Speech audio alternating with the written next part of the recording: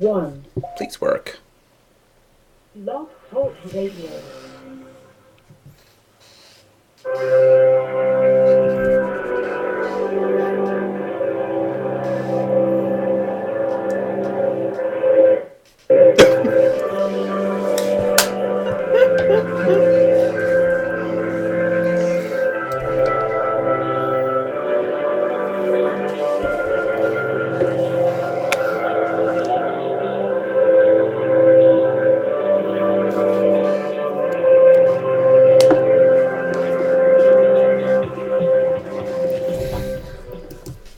If your lips are on fire, Your lips are on fire! That's because I used one of those. Remember those? They were making those. Oh, the bee sting thing? Yeah, I remember when I tried 5 of them at once at Sephora, and then my face was red, and I was like, do I look beautiful now?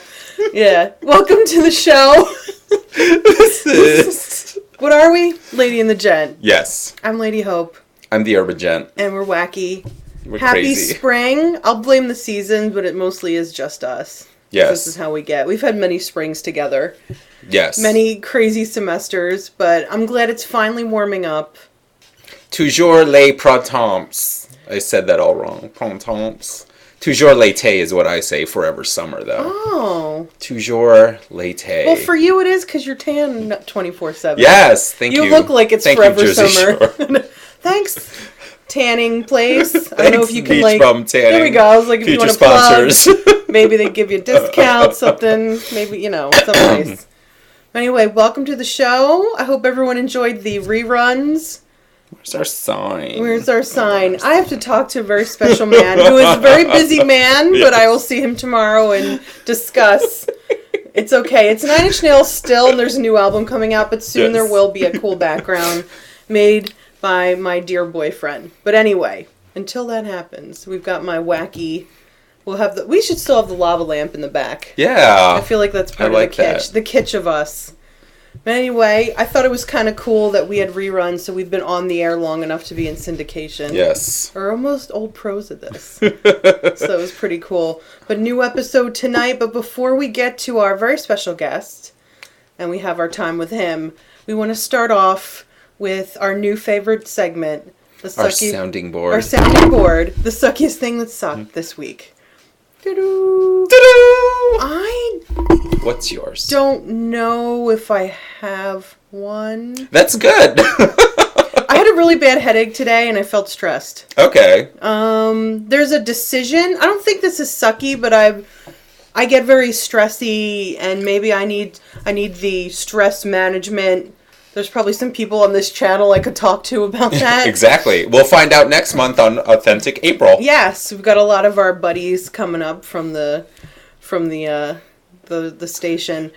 I have a decision to make kind of at work, or I'm not sure, so I'm kind of in the middle of, do I go to the next level, but there's parts of the next level that are a little scary and I feel uneasy, or do I want to stay in the place where it sounds like it's like a no-brainer because you don't want to stay where you know where everything is and it's comfortable.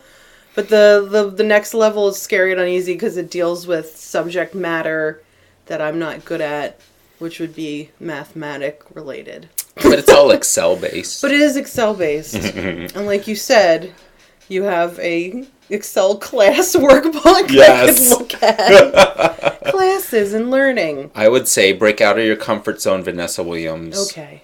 And, don't be Joey McIntyre and be like, where do I go from here? Thank you! Oh, new album coming out.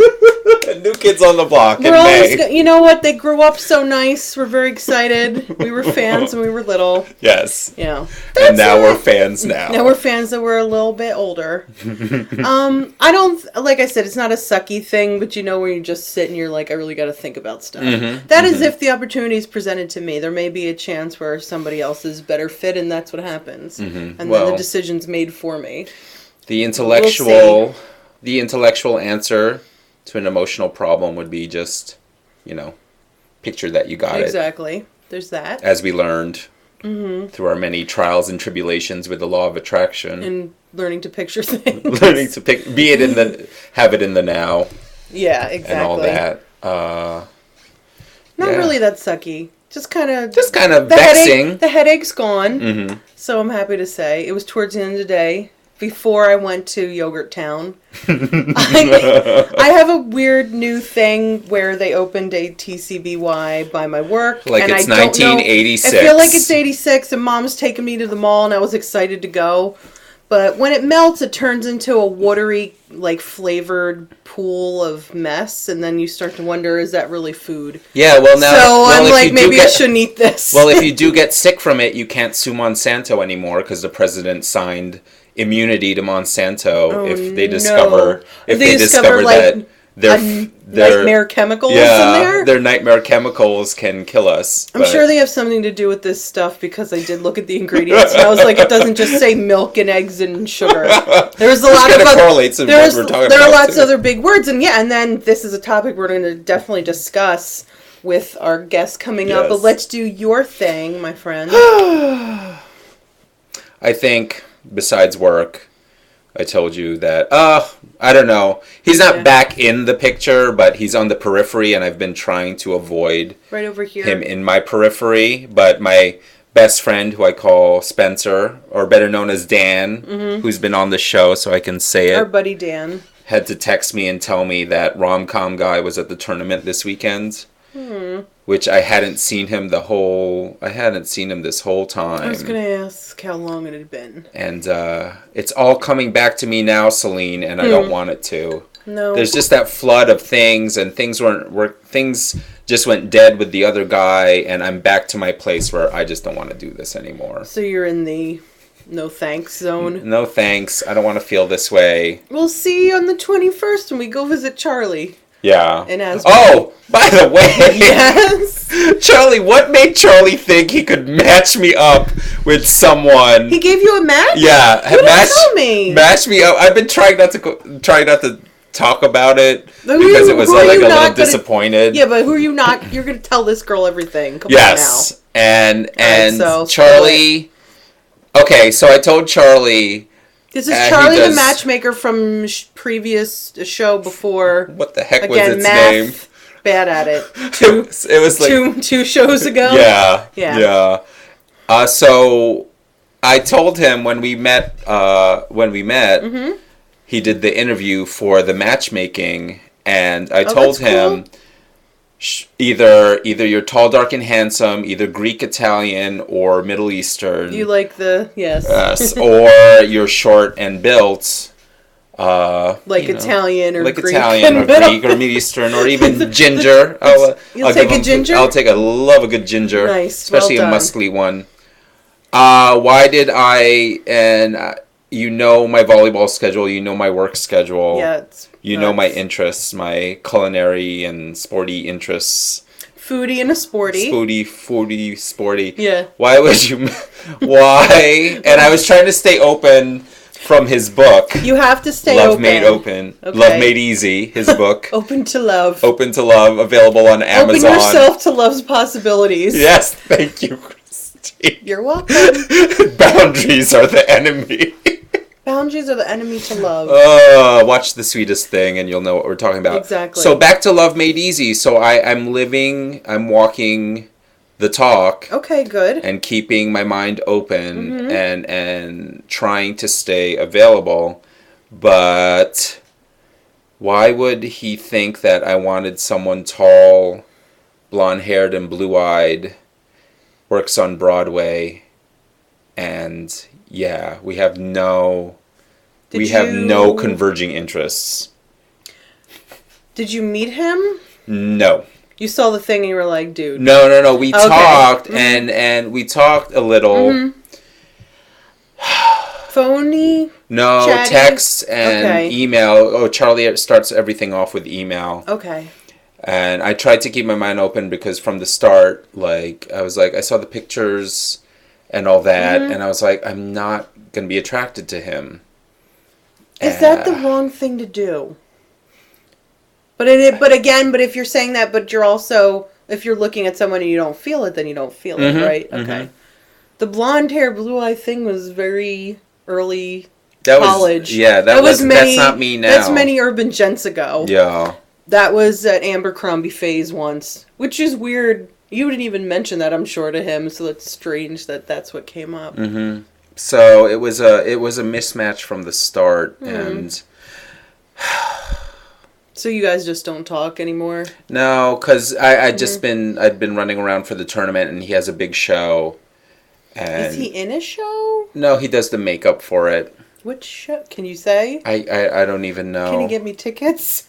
I like Broadway. I don't even know. And this may be internalized homophobia, but he also dresses in drag.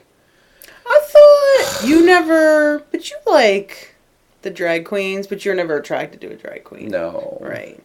I don't think it's internalized homophobia. It might just be what you like or don't like. Yeah. Because you were always a drag queen supporter. Mm-hmm. You know, a good friend of ours did it for a while. Yeah. I was a backup dancer once. It was very cool. But, hi to Julio if you're watching. You know who you are. We've got made a video and everything. That should go up soon. I should put our video up. A lot of stuff we're working on. Well, okay, so was that like the one thing, and then did he say there might be someone else if you're not into that, or you just let it? I was trying to tell Charlie too, like, you know, I'm trying to get to that place, and I said that when we were doing his 20 questions, and I was trying to say that this has to be a slow roll with me. Plus, at the time, you know, because you're not looking to jump into matrimony, if you were allowed to or not. So, I don't know. It's just discouraging, and I get easily discouraged by these things. I know. Especially with the other two I was dealing with. I know. In the periphery. I don't want you to, but it is up to you how you're working it. Mm-hmm. You know. My best friend advice is please don't be discouraged, but I know you're going to feel how you're going to feel. All right. Let's see if Mr. Divabetic had anything that sucked this week that he'd like to get off his chest. Yeah, let's start him off with part of our little spiel, and then we can go into everything. But we're talking to Mr. Divabetic. Divabetic.org is the website. And he is Diva Talk Radio on Blog Talk Radio. Right too. here. You can listen to him as well. He's a star. Tuesdays. Hello, Mr. Divabetic. Welcome to our show. Hey, thank you for having me on the show. Yay! Hello. Let me Welcome. turn you up a little. Happy to have you. Dating the drag, Alex. That's all I have to say. Yeah. Oh, do you have similar opinions in that matter as well? No, I just was listening in on the conversation. Ah. I always say don't get down, get diva, but I like that. Dating to drag. Yes, it is. Literally and figuratively. So before we get into who you are and what you do and how great it is, would you like to join in this is our sounding board. This is our sounding board every week. We like to do a little what was sucky, and then you kind of just say it and let it go. Get it off your chest and forget about it. Yeah. Oh, so all right. So is it what was sucky today, or just what was sucky in general? Just in the week or in general. What's on if you've got something you want to just let off your chest, go for it. What's plaguing your mind right now, Mr. Divabetic? I hated. I mean, Alex and I play volleyball, so yes. I hated last night that my team lost another match at volleyball. Me too. He was telling me. That stayed with me. I don't know why it stayed with me, but it's tough. I mean, I have such a great time playing at Gotham Volleyball, like I'm sure you do, Alex. And it's socially competitive, but it's I know about that. The team loses. Yeah. Oh. Yeah, I'm having a bit. Letting that out. I'll go in with a fresh mind next week. There we go. See, that's perfect. I feel like with that, like Monday, I played with my captain and Dan Werner for Urban, and we had an amazing time and an amazing game. So me and Jose, my captain, were trying to ride that into Wednesday. And I said to myself, the difference between Monday and the previous season is I was in the now. Like I wasn't thinking about anything but being there. And that made the difference Monday. And we just had an amazing time. We had an amazing time hanging out after, which is very important to Dan, if you never knew that about my best friend. Dan likes having the fun. Yeah, so I tried to carry that into Wednesday. I was in the now. I was feeling it, and I was trying to bring everybody up around me. And when that didn't happen, I walked away from that really. I always walk away from situations like that really, like either hurt or despondent, and you know the effect that volleyball can have on people. I know the effect that volleyball can have on the Gotham Volleyball players because I've seen it. I kind of watch you guys sometimes. It's like a TV show, or like Alex will fill me in, and I was like, "Whoa!" on all the stuff that's happening. I'm like, "What happened this week?" Yeah. So I mean that's something that happens in life too when you put your all into something or you're very in the moment. You very love it so much, and it doesn't turn out. But anything in life can, and sometimes I don't know how to handle that disappointment. That's part of the learning. Yeah. You know, because me too. Well, I also think it's just, I think the great thing about sports is just that, the lesson that you learn, because sometimes it could just shift, in the world, you could put your heart and soul into it. It might not work out at first, but then, you come back next week or the following week, and it kind of turns around. And I do think that's, a really interesting takeaway from sports in general is kind of really digging in and like you said, trying to stay in the moment and stay focused. Yeah. And then also allowing yourself to kind of if things aren't working out, to kind of go through that with the idea that you have the confidence to kind of come back again and attack it from a new angle. Mm-hmm. Yeah. And in the bigger picture, you're doing something good for yourself anyway, playing and being physical. Mm-hmm. I used to, long ago, play field hockey and lacrosse and basketball back in my younger years. And there were a lot of times where I was really down and disappointed for something that's supposed to build you up and give you confidence, but in the end you're doing something you love and it's making you happy and healthier. Mm-hmm. Which can be an allegory for anything. If you put anything it's like that whole thing when you ask the universe for something and you set your mind to it and you really live in it. When you don't get it, you have to deal with that part of yourself that gets pissed about it, basically. Because you gotta learn how to deal with not getting it. But I liked what you said a little bit before, don't get down, get diva. I'd love that on a t-shirt. Well, we'll make one for you. I think we have it. I was going to say, if you offer it, I'd say go to the site. I will check it out. But definitely, so we want to say officially hello again to you and run down a little of what you do and how you got into this for all the people listening. Absolutely. Well, I'm honored to be on the show, so thank you very much. My name is Max Szadek. I'm known as Mr. Divabetic. I'm the founder of a nonprofit organization called Divabetic. That's like diabetic with a V. And the V makes it Divabetic, and the V stands for Vandross because I worked for Luther Vandross for 13 years. Oh, wow. I started out on tours with him, working on musical tours. My first tour was Never Let Me Go, I think in 94 or something, almost 20 years ago, hard to believe. And then Excuse me. I stayed with him. I became his personal assistant. That's how awesome. I moved here to New York City. And then in 2004, right before the release of Dance with My Father, Luther had a stroke. And I was actually the one who found Luther on the floor. Oh, my I was the one God. who rushed him to the hospital. Wow. So that's when, at the hospital, they told me that Luther's stroke could have been prevented. And I was kind of confused because, when you're in the state of the crisis, and they said, well, it's all because of his diabetes. So I have a family history of diabetes myself. My grandmother had diabetes, but she died when I was fairly young, I think 10 years old, so I didn't know that much about it. And then right after Luther had a stroke, my older brother, who's an incredible athlete, we're just talking about sports, was diagnosed with type 1 diabetes. So there I was kind of at the crossroads. I mean, Luther was a huge influence on my life. He was such a great mentor, just a musical genius, very funny, outgoing man, and, just really allowed me to follow my passions of working in entertainment. And then my brother, who's always been a big hero to me, was just diagnosed with the disease. So I really...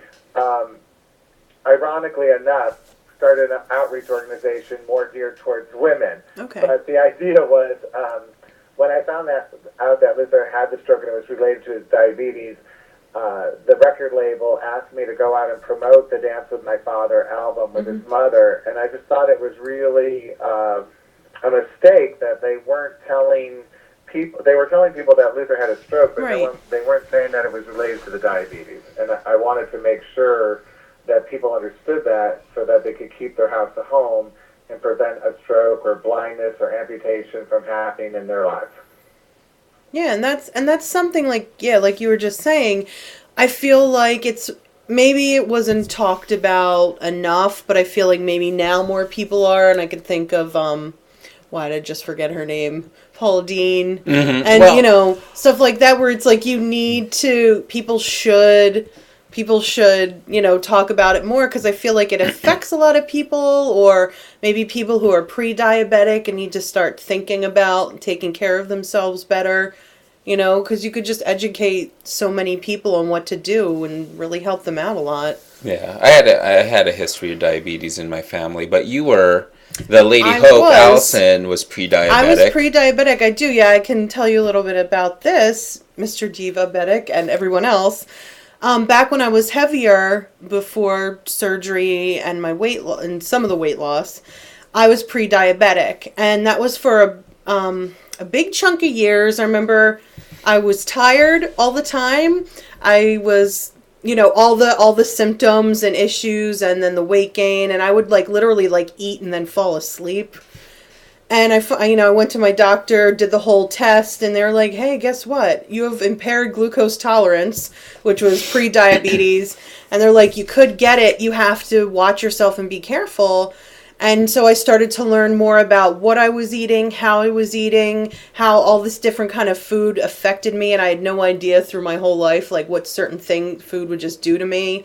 Like sugar was almost like a drug to make me pass out, and when I had decided to get weight loss surgery and take care of myself even more after that, I've lost enough now that I'm no longer pre-diabetic.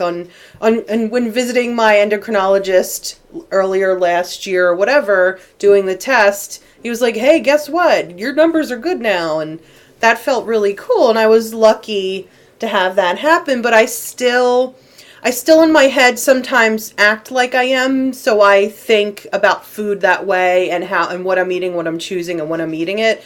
I still think in those veins of that type of, maybe you're diabetic or pre-diabetes, because it's just a healthier way, So I try to keep that in my mind all the time of choosing the right stuff. And use it to inspire, and you're saying use it to inspire you to stay healthy and exactly. to stay on track with your new lifestyle. Yeah. I think that's fantastic. I mean, 79 million people today, they're saying, are living with pre-diabetes. That's a lot. And more than I'd think. I think, Allison, like you just said, for people who are listening, some of those symptoms just seem like they're part of, quote unquote, getting older, turning 25, turning 30. Yes. And you just you let them roll off your back and just don't think it means anything. So it's so incredible that you actually kind of were able to lump them together at one point and think, wait a minute, maybe something else is going on here. I had a really good, that is like an opportunity for change when you get that diagnosis. It is. I had a really good friend and roommate I was living with who also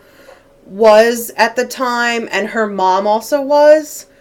So she was kind of, I have to really credit my friend Jill a lot, because this was after college, it was mid-20s, and she was kind of observing me at times, and she's like, you have a lot of symptoms, because I wasn't feeling so good, and she's like, maybe just go to the endocrinologist and see what's up, and she, I have to thank her for kind of pointing it out and being like, and I was like, I don't feel so good, and she's like, you might be, go check it out.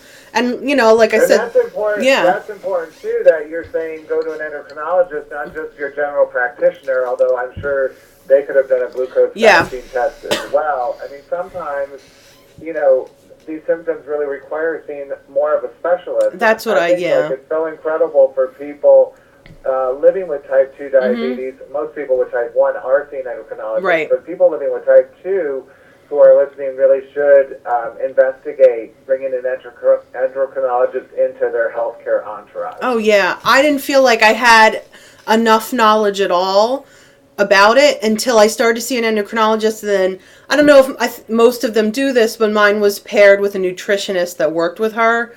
So then they're like, okay, you're seeing this person too. And then that's when I learned so much about the food. And we could talk about that now if you want to give some tips and stuff. The main thing they told me was obviously you got to stay low carb. no white food. I cut the white food out of my diet long ago with that. Every once in a while it'll creep in, but very little now. And it's like I'm hardly even, and that was a big chunk of my diet back in the day, was I was a pasta, rice, bread girl. And then there was like, yeah, this is the stuff that messes you up. And I'm like, oh, whoa. And to be like, you know, lots of veggies, lean protein with every meal. There's another thing she told me was like no carbs before noon. And I started to see the difference of not being as tired, having more energy, that kind of, and it was like shocking to me. I was like, whoa, there is a difference. You guys were right. Go figure. Well, I think, you know, for most people, they really recommend, like, the plate method, and, Yes. and half your plate being filled with vegetables, and, you know, then the other half is 1/4 protein, and the other quarter would be starchy foods or carbohydrates, like you're saying, like rice, pasta, corn.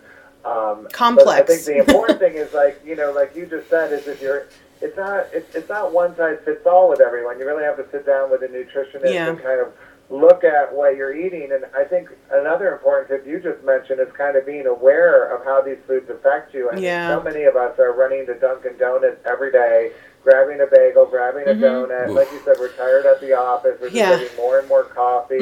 We're not really asking ourselves, what is that donut really doing to me? Or, you know, why am I having it? Why am I craving more? Things like that. I also have the privilege to work on another health and wellness program called Energy Up. I work with 6th grade girls in the Young Women's Leadership Network here in New York City. And we talk a lot about trigger foods, specifically around salt, sugar, white flour, and how the idea of a trigger food is like, once you have it, you can't stop eating it. And we're finding out more research than ever before, and especially because of the recent New York Times article about this, that, you know, scientists are manipulating formulas around salt, sugar, flour in our favorite junk foods, from Doritos to Pringles, making them, finding the formula that would really trigger in any of us so that we just keep craving and wanting more and more. So this idea that is disturbing. It's all about willpower, you can just stop eating. You know, it's a lot more complicated than that. People really, I think, need to give themselves a break. And also, like you said, you're the perfect diva role model tonight, Divabetic role model. Thank you. You know, they should go seek out help and really see what can work for them. Yeah. Ooh, yeah, that's one of my hot button issues. He is a big proponent for the scariness of like food genetic engineering, and I've learned a lot from him. And what you just brought up is like a terrifying fact, because it is almost like, that's like, I think one of the biggest like legal drugs out there, if I could use the metaphor, is like the junk food, fast food industry. And we all, once in a while, still, it does not happen a lot for me, but every once in a while I fall off the bandwagon, I'm not gonna lie. And I'm like, okay, can't do this for another however long, you know, but it is. And like when you're eating it, you can even taste that it's like wrong. You're like, there's something in this and I want more. Difficult is, you know, people are preaching the idea of moderation, especially hell to the no. There's no such thing as a diabetic diet. Exactly. They keep telling us it's all about moderation, but if they really are, if General Mills and Frito-Lay are really screwing up the formulas in order to get me to eat more, then That's scary. I'll never be able to stop. You know? So I do think this is really a confusing time for a lot of people as far as understanding what they can and cannot eat. And truthfully, if you find yourself, they identified in that article that Cheetos are actually the most incredible food for addiction, because the whole crunch factor, the idea that it melts in your mouth, just makes you want more and more. The whole experience of eating the Cheeto, not even, let alone what's inside of it. It's all the senses together. That you become more addictive to. It's funny you should mention Cheetos. I was talking to a friend at work yesterday, and we were talking about junk food, and that we were talking about snacking at night, and I was like, I try not to, but sometimes it happens. I go, what's one of your snacks? And he said Cheetos, and he's like, I could just strap the bag on my face like a horse. And he said, this is like a really skinny, like trim guy, so he's, I guess, I don't want to say, because that's the other thing. The myth is if you're thin, then you're healthy, but you don't. But there's stuff internally going on. So his gallbladder might be falling out, but he looks thin. But I was like, do you just black out and all of a sudden the bag's empty and your hands are orange? He goes, yeah, it's great. And I was just like, and there you go, telling me, and there's proof of the dude that I work with. It's like inhaling the whole thing and you don't even know. And they're like genetically engineered for your addiction. Yeah, it's horrifying. genetically engineered for that. And more people need to know about that. The whole, the whole concept of, so many people turn to food out of comfort. These are cheap foods that everyone could afford. I was one of those. They're right there when you get, when you're at the register. They're so available. Yep. It's much harder to find an apple at a bodega in New York than it is to find Doritos. Exactly. And it just adds to the complexity of the issue. Mm-hmm. And I think that's our big thing with the whole ending body brutality thing. We've if there's anything we know about, and we said this on the last show, it's having a complex relationship with food and our bodies and our reflections. Yeah. And I think we both learned that even through both our weight loss surgeries, that it didn't deal with our relationship with food. You still have to have that person, even like I said, the nutritionist or even like a therapist, I think is a good way, because while you're dealing with maybe diabetes or pre-diabetes or some kind of health issue, there might be a reason, again, for the cravings. This was actually something my nutritionist had me do when she was making me do a food diary. Besides writing down what I was eating and when, she would make me write down physically what I was doing, if I was standing, sitting, moving, and then she had me write down my mood at the time. So this woman, she was like the first nutritionist I saw when I was diagnosed, and I don't see her anymore, but those things have stayed in my mind, because I'll even think when I'm reaching for something, and I was like, because I'm pissed, because I'm happy, and it really made a difference, because she made it tie it all in together for me, and it was the first time someone's like brought that to my attention where it really made sense, to think about it bigger than I like chips. Well, because of my history with working with Luther Vandross, and he had such a public battle with weight. I know. His weight. He either lost or gained 100 pounds. I think he did it at least 8 times in the 13 years tough. I worked for him. My organization, Divabetic, again, Divabetic.org, is so sensitive to the subject, and we actually do a program called the Plate Poetry Project. During November, which is National Diabetes Awareness Month, and we talk about what's on your plate, like what's eating you, not what are you eating. That's and good. Just what you said, Allison, about what are you thinking about, why are you standing, and just this idea lately, I've been doing research about, our grandparents ate off of China when they ate, and they sat at the table. Today, most of us are eating out of to-go containers that are styrofoam or plastic. And driving. What is that really saying about what we think of our body? If we're just eating, we're not even eating off of plates anymore. We're eating out of containers and bags and things like that.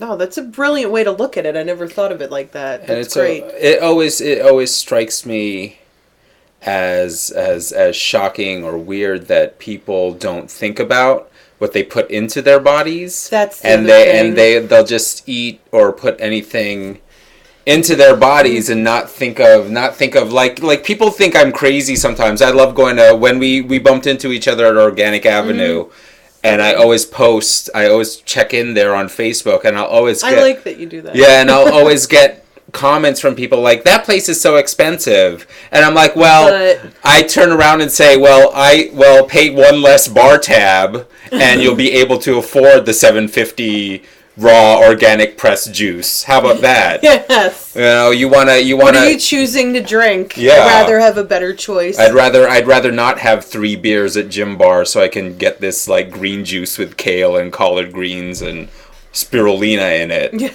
How about that?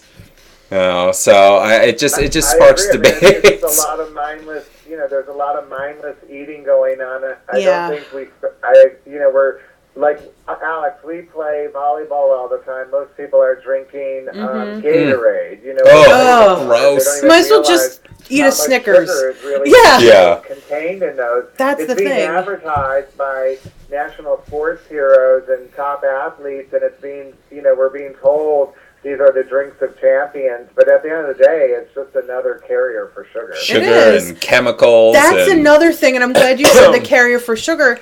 When I was diagnosed and what I've learned, that's something that I'm now so hyper aware of. I'm a label reader, and I'll always look at the sugars, carbs. And if somebody's reaching for a drink, a Snapple, or whatever, I was like, you might as well just eat a candy bar. And I go turn that around and look at that number, and they're like, whoa! And maybe I get a little annoying with it to my other friends, because they're like, oh, here she goes again. But I can't help it. Because I'm now, when I was kind of learned to pay attention to that stuff, I was constantly shocked about drinks and things like that, like how much juice. Sugar. Yeah, I never liked juice to begin with. Luckily, I was always an unsweetened iced tea girl. Mm-hmm. But yeah, like when people wake up in the morning and have orange juice and toast, I was like, why don't you just eat cake instead? Why don't you just punch your pancreas? Yeah, I was like, it's not working for you. Even like these yogurts, the fruited yogurts. And they're advertising no high fructose corn syrup. But so much sugar. There's a lot of sugar in there. And it's anywhere from like 5 to 9 teaspoons of sugar. Yeah, small and they're tiny. Of yogurt. Mm-hmm. The number I love to look on the label right now, what I focus on, are the number of servings in the container. Because, it's a good idea. It really pulls a fast one when it does. You look at it and you think, oh, it's only 90 calories. But then, because you're just thinking it's a single serving. There's 17 servings. And you realize it's 3 or 4. Yeah, like this whole bag, and it's not. Yeah, it's not. That's a great point too. Well, it's like that. It's like the tricky packaging of ice cream. It is the pints. The pints are what, 4 to 6 servings. They're supposed to be. But people are used to, especially like if you watch a lot of TV or you watch movies and stuff, people are used to putting the spoon in and just eating it out of the container. Yeah. And I know back in the day of college, bad decision college, Ben and Jerry's at the supermarket by us would be 2 for $5, and we'd each get one and we each finish one. Back when we weren't wise about what we were putting in our body. And now when I look at it now, I'm like, I used to eat a whole thing of this. Whoa. Yeah. Scary. No wonder I was like heading down the road. Around the eating and the self-image and around this topic, because I did a little research, Alex. I mean, I was looking on just at self-image and just health and how it relates, how your self-image relates to your overall agenda, I guess, when it comes to your health. I lost the word in my head there. But, I mean, I found out that 75% of all women really think they're too fat to begin with. Yeah. Yes. And women with diabetes really do suffer from eating disorders. I mean, women with type 1 diabetes, which is when your pancreas completely shuts down and no longer makes insulin, so you have to inject it, have an eating disorder called diabulimia, which is when you stop taking the insulin completely and you're just kind of burning off the calories that you eat, even at a faster rate. You're also losing a lot of it's also a very risky health behavior. It's not recommended at all. It could be often fatal. And the idea is that it produces, with an insufficient amount of insulin, your body's unable to use the food for energy, so it breaks down the fat and muscle tissue and tries to eliminate excess sugar through frequent urination. And what happens is you could have a dramatic weight loss with that. So a woman living with type 1 I didn't even know about could that. literally lose 15 pounds before a wedding anniversary or their school formal by taking on this risky behavior. But people should know that risky behavior could lead to blindness, neuropathy, strokes, and things, or kidney failure. And then women with type 2 diabetes who tend to be more overweight,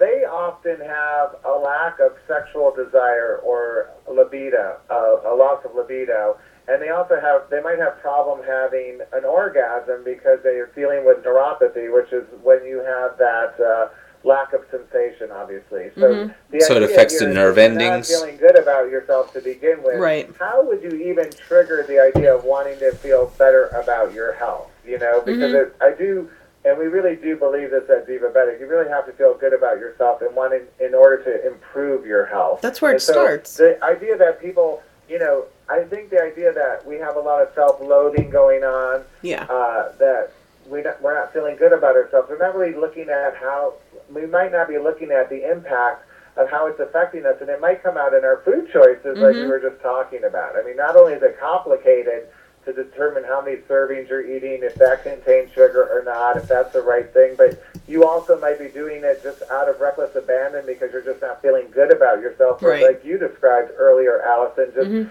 feeling tired or not even knowing why and turning to food, right? Exactly, yep, and that's what it was like. And that's a great thing and a point that you guys are doing there, Divabetic.org, is when I was looking through the website and just how it's like positive and glamorous, and the body image thing is so huge because it has to start. We discussed this on many other shows. It has to start internally first with you if anything's going to grow and change. And once you start feeling healthier, you'll make healthier decisions. Once you start, feeling happier, that'll grow into that. But you have to be positive and support yourself. They have that quick trigger. They have to do something, I think sometimes people are still wondering, like, well, how is that going to happen? What's going to trigger me to suddenly start feeling good about myself? This is where I feel like for a lot of women, it could be as simple as going out, and I always tell women to go buy those nail decal stickers. Yeah. Because there's like a pack is relatively cheap. It comes with 1 million different stickers. They're cool. Most women love crazy nail art. I do. That's one way just to boost your spirit right now. Whether you're chewing your nails or they're uneven or whatever, you can put a sticker on it and call it a day. For guys, it might be a little bit more difficult to immediately feel good about yourself, but that could just be allowing yourself to buy some better grooming products, or actually treating yourself to some grooming products that can begin to manifest that change. We're not telling people that you have to just wake up, loving yourself every minute, but the idea is to just invest a little bit more time in yourself and maybe follow up on a hobby, or join like a volleyball team like Alex and I did, or follow another hobby like you mentioned, lacrosse and field hockey. I mean, there's so many sports available to people today. Sometimes doing something social like group exercise could trigger you just to feeling better too, because you get to talk to people. It's not just you working out with weights or going for a run. It's you hanging out with people and getting to, I'm sure Alex would agree, just getting to meet and make a lot of great new friends. Exactly. Yeah, the social aspect always helps. And then, and I know through you guys, you do like some outreach and stuff like that. So you've got like probably like a big community of people that you talk to, or, stuff like that, where I watch the videos and you're out in the public talking to people, and that's like the way to do it. And to get everyone involved and kind of excited about being happier and healthier, and giving them knowledge. We like to say we are making over your diabetes. For several years, I had the opportunity to travel to like 20 major cities and really host, for women specifically, these makeover events where I felt like because of my experience working with Luther and his backup singers were Lisa Fisher and Ava Cherry, every time before a show, he would hire professional hairstylists and makeup artists to make the girls over for the show. He thought if they felt good about themselves, they would put on the best performance. That's the truth. And I could see that once you had a makeover experience, Allison, like one-on-one, someone touching your hair, fixing your makeup, that kind of boosted your confidence, and that was a great opportunity, in my opinion, to introduce you to a friendly healthcare professional to talk about something that you might not want to talk about, like in my case with diabetic diabetes. So we actually went and we've outreached to thousands of women, kind of putting on this program. Men are able to attend as well. And on top of doing free hair, makeup application, manicures, we also provide mini massage, so men have an opportunity for self-pampering as well. And this year, I'll be going to Philadelphia with that, and Pittsburgh, that program in Pittsburgh in November. And I'm also going around the country, like you said earlier. I go and I love to do videos and raise awareness for diabetes in a fun new way by going to places that people don't expect us to be, because diabetes is everywhere. So I think I should be expected to be there. But I really like to go and just raise the visibility for diabetes in a fun new way, and let people kind of express not only their successes but their struggles, as a way for us to just kind of raise awareness and kind of create community around the idea that a lot of us are in the middle of it. No, that's perfect. I love the whole makeover thing, and in general, I feel like I'd always want one. Yes, because it's just fun, Excuse me. and it does. You kind of feel like a celebrity. Like even when I go get my hair cut or something, it just you feel better, you know. Well, yeah, I know. I'm feeling dumpy because I haven't been I'm able to get a mani-pedi I'm a lately, little shaggy, yeah. and my eyebrows are out of control. I had one done this weekend, and I went to a one of those like quickie places. This isn't the it's not the gel because that's a little pricey right now. But it just felt nice to have your cuticles cut, everything shaped, and a little fresh polish.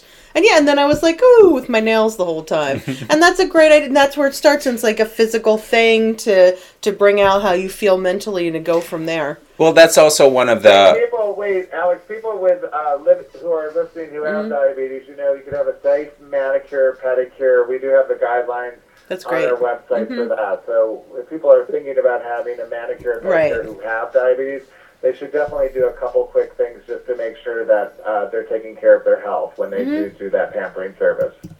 Right, exactly. But that goes along with, I mention a lot Shel Richardson from Hay House. She has a book called The Art of Extreme Self-Care, which I read in like 4 hours. And the first step was to look in the mirror and tell yourself, I love you.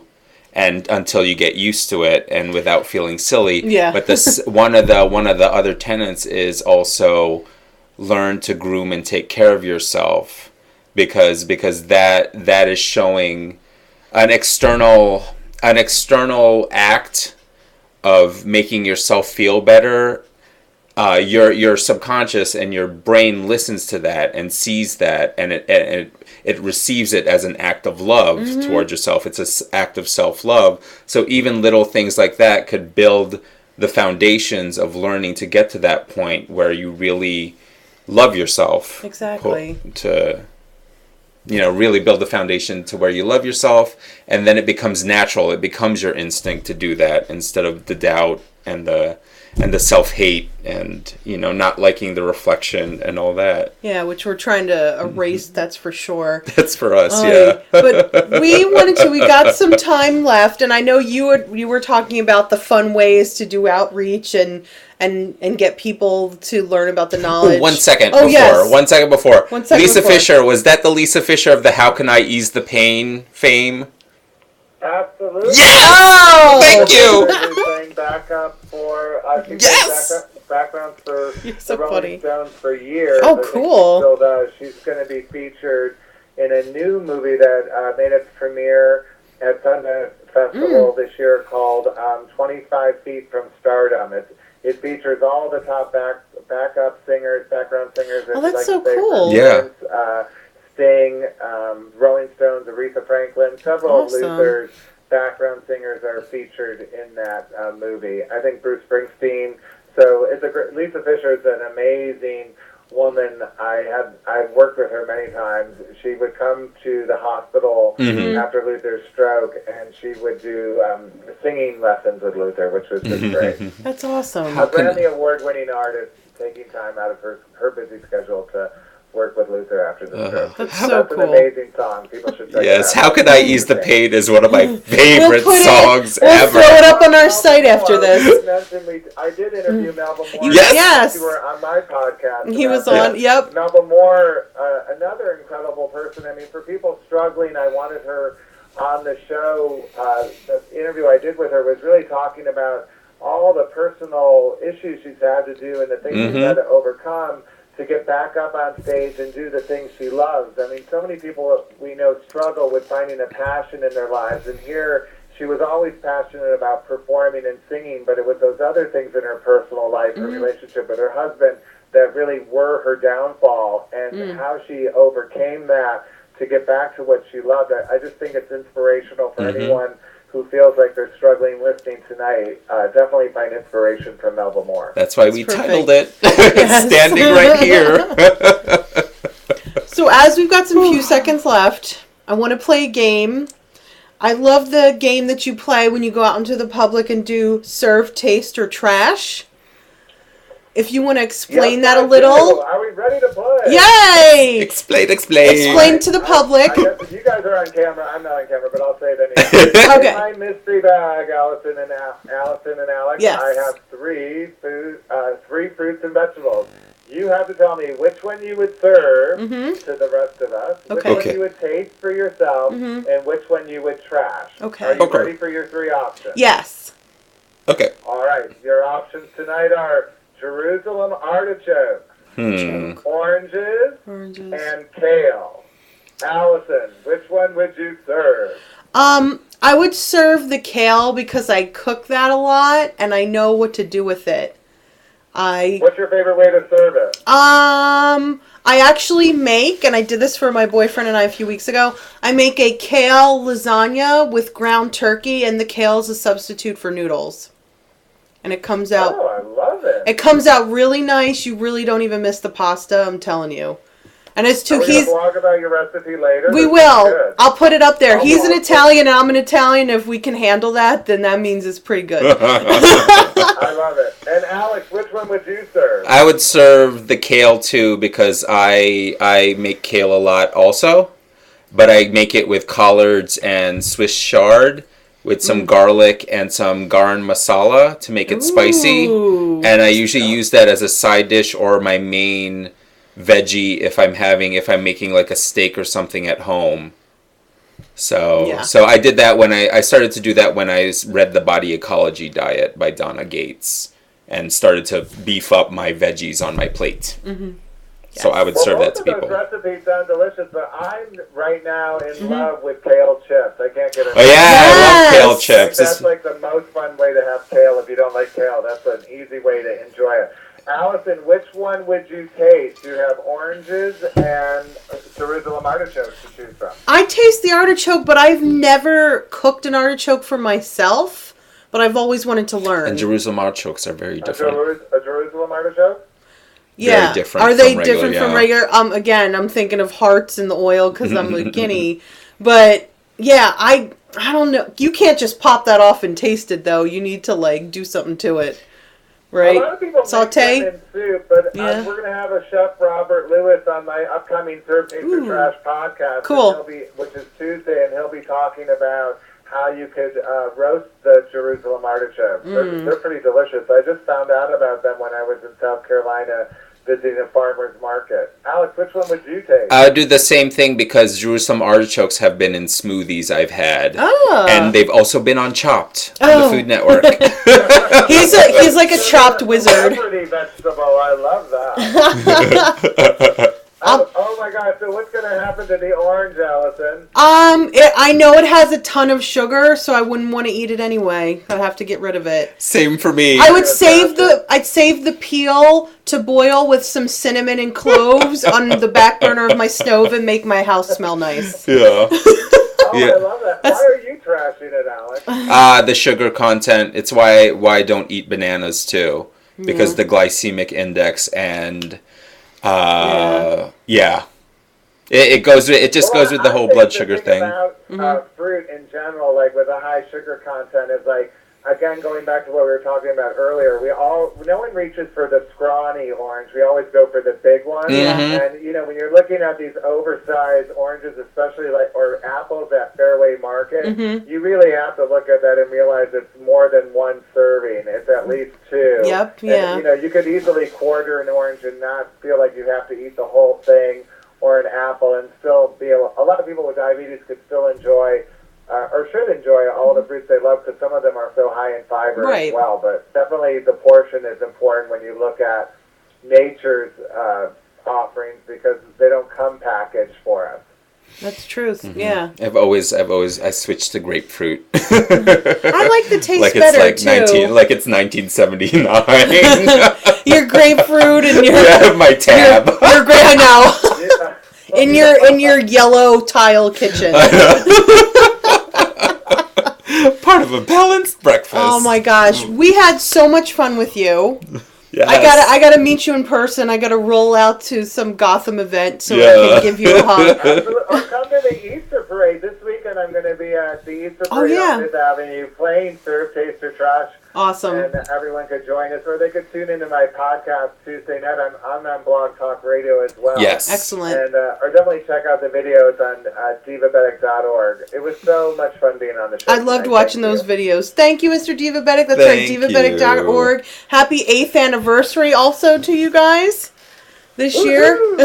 We also have to do that cleanse, man. That organic Yes, ab we do. cleanse. Ooh, The tell funny thing me. is, like, I took my volleyball team to the Organic Avenue to introduce them to those juices, and that's where I saw you, Alex. Yeah. Aw, that's so good. Yeah, and also I have my friend Dean wants to do a community cleanse, but they're having the 1-day cleanse special for $55 where they even give you a cooler and they give you a day supply. Maybe we could start off like that Oh. and see how we Yeah. react to it. You guys will be my guinea pigs, Yes. and if it works, I'm going to try that, because I've always wanted to, but I've been a little nervous about cleansiness. Yeah. Of Yeah. like, it will make me go loopy or not. So It does. I've done them before. I think I've you done need to fasting. stay home when that happens. Yeah. You don't like go out into the public. Yeah. So Awesome. anyway. Thank you so much for coming on. And I know we'll be talking to you again. Again, it's Mr. Divabetic, divabetic.org. Listen to him, Diva Talk Radio and Blog Talk Radio. And go ahead, plug your Easter parade, too, that you're going to be at this weekend in the city. I'll be at the Easter Parade. Yeah. I forget that it's Easter. Recovering Catholic. Nah. Oh, awesome. All right, look for him. Watch the videos. You can donate on the website. There's games. There's outreach. Go and support. It's a great place. Thank you so much for being on our show. Thank you. Thank you. All right. Oh, my gosh. A good show. Yes. I hope you guys learned a lot. We passing on the knowledge, and, Yes. it's great to just go on there and find out stuff for yourself. Whether you have it or not, it's just like a healthy way to think and live anyway. Mhm. And I think that can help for everybody out there. And And we'll also- be posting our recipes. I'll find the kale one that I found and repost it. I'm telling you, low carb lasagna, it can happen, and it won't make you sad.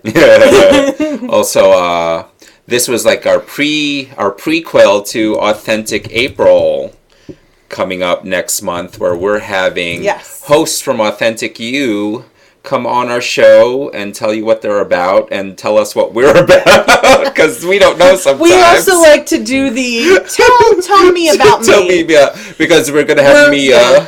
First of all, we're works Mia- in progress. Yes. The passion muse to how to ignite our passions, and She'll then, be coming up next week. Then we'll have Susan Turnbull, who is my human design coach, Yes. who does this whole thing We'll about learn a little more about that. what you're designed with. Then we'll have Janet, our astrologer. I think we're getting a We're chart getting done a for chart me. done. Charlie, the Yes. matchmaker, is going to be on that show too. Awesome. And the birthday, they're both 420, so they'll be sharing their astrological birth chart with us and see why they are the way they are. And Janet's doing one for me too. Yep. And then we'll have CJ Martis, our resident Yay! angel reader, The very for the last one. very famous CJ. Very famous CJ author, angel reader. So if you ever wanted to connect with the other side, that would definitely she's be your lady. It's a- going to be a really cool show. You want to listen to that? You want to call in, talk with Yeah. her? And someday we'll have Michelle come on. Yes. We always want our producer on. She's got so much going on, and she helps us so much. We love her for it. Ooh, we're definitely two of her biggest fans. Oh, yes, but then May will have more guests and stuff. Yeah. As a we lot find of good out, things you coming know, up As we find out who we are, as we the evolve. evolution of us, and ending our hashtag body brutality. Hashtag everything. Hashtag everything. As I wrote it down last time. Here it goes. There we go. Hashtag everything. Yep. It's For not all a the- number sign anymore. For all the people that get cranky, here it is. You know, and sign a petition to defeat this Monsanto thing. Exactly. Because it's going to kill you and your kids eventually. That's terrifying. You think I'm crazy, but just you wait. Yep. If we don't stop them now, we're all doomed. Exactly. And there's our And there's our positive closing ending. thought. If we don't stop them now, we're all doomed. We'll put that on a t-shirt. Yeah. That'll be our first t-shirt. Monsanto, if we don't stop them now, Pretty we're all soon there doomed. will be Lady in the Jet merchandise. Yes. We, of course, talked about this during the first show. But just look out for how things are going to change and get even better coming up. Thank you so much for watching and listening, and we'll see you guys next week. Yes. Push the button, Michelle. 4-4, yes. Peace.